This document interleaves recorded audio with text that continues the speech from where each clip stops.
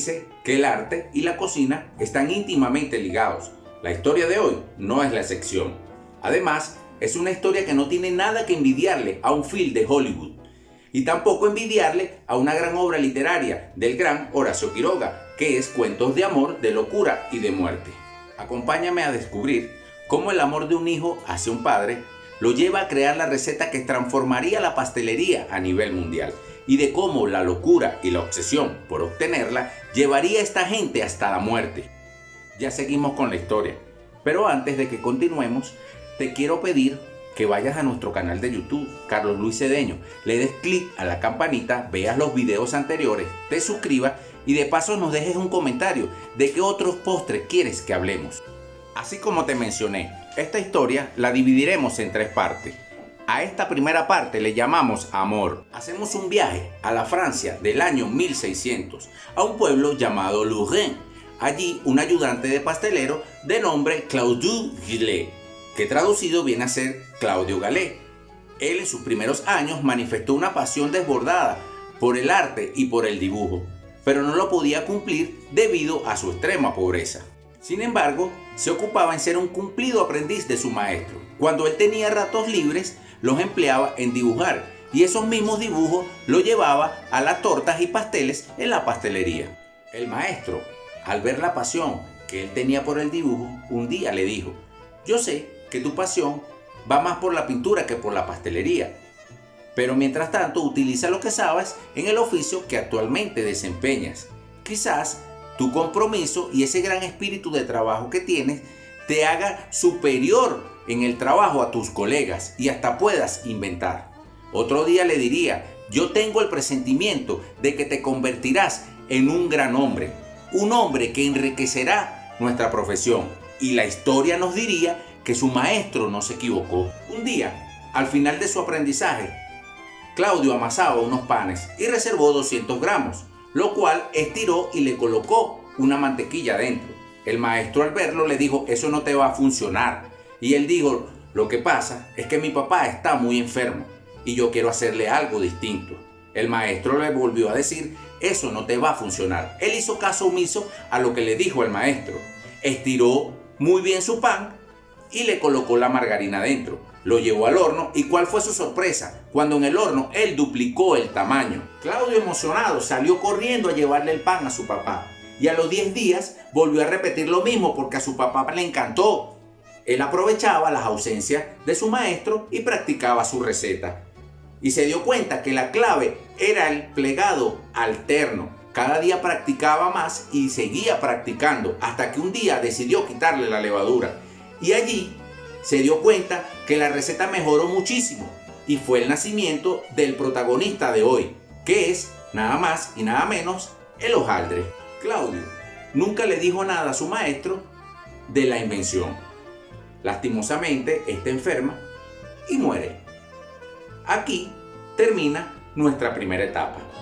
Vamos ahora a la próxima etapa que hemos denominado locura. Luego de mucho ensayo y error, logra perfeccionar su receta y no es hasta 1635 que consigue empleo en una famosa pastelería de nombre Nancy, propiedad de un famoso pastelero cuyo nombre era Francisco Hottenbach.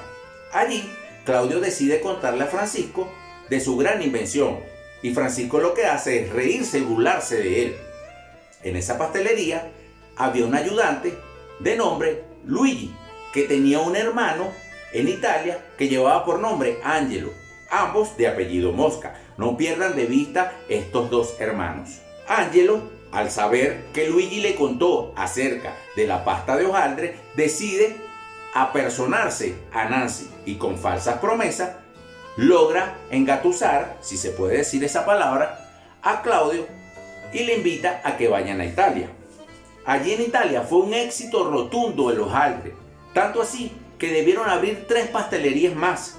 Cuentan los cronistas que Francisco Hottenbach, el mismo dueño de Nancy, al saber la prosperidad de estos 3, gracias al hojaldre que Claudio le había dicho y que él se había burlado, lastimosamente agarró una rabia insoportable y hasta se quitó la vida.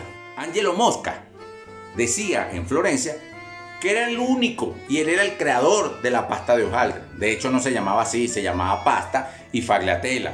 Pero él se encargaba de vociferar y decir que era el único creador, pero no sabía cómo prepararla. El único que sabía cómo prepararla era Claudio.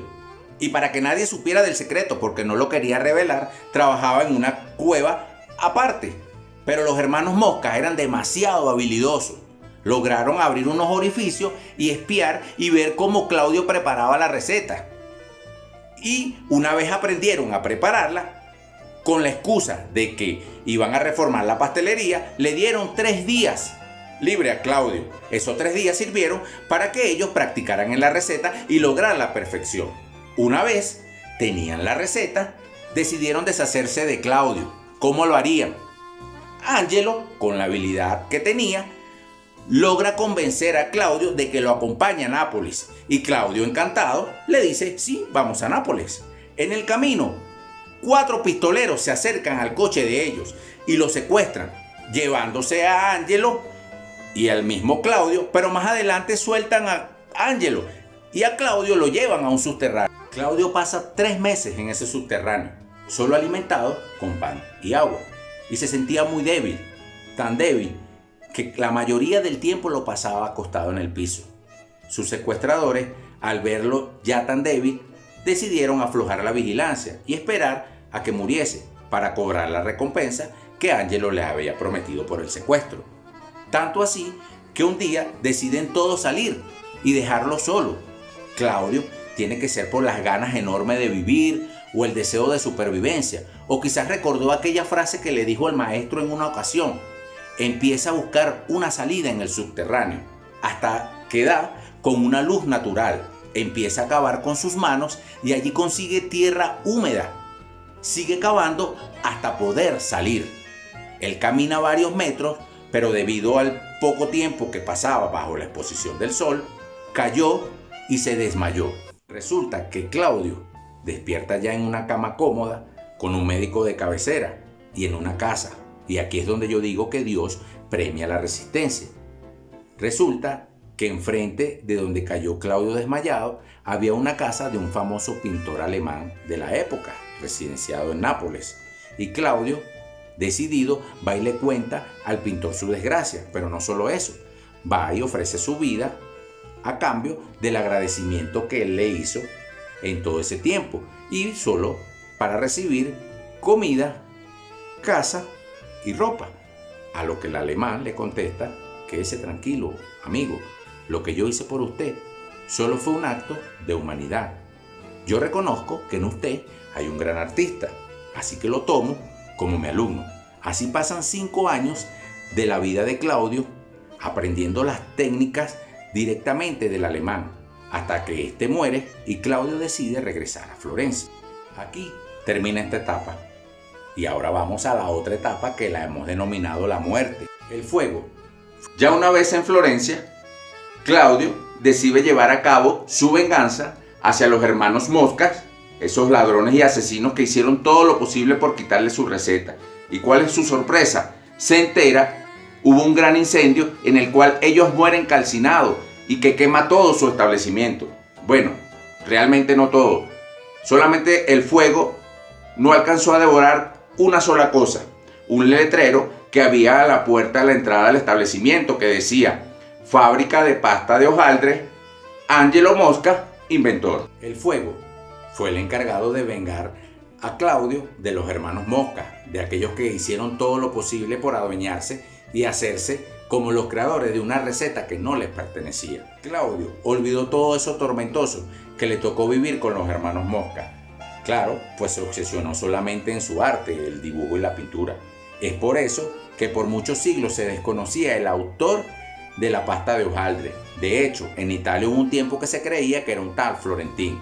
Y no es hasta un tiempo después que el gran Antoine Carême, recuerdan el del primer capítulo, el padre de la alta cocina, que logra perfeccionar la pasta de hojaldre y logra hacer unos vulavans. Y luego un señor de apellido Feuillet, que traducido significa hoja, logra crear la popular milhoja. Y así sucesivamente, con el paso de los años, se ha ido perfeccionando lo que hoy conocemos como la pasta de hojaldre.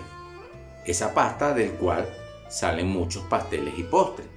La misma pasta delicada que creó Claude Dugellet en la Francia de 1600, y el cual es conocido con el nombre de Rafael del Paisaje o con su seudónimo de Lorraine.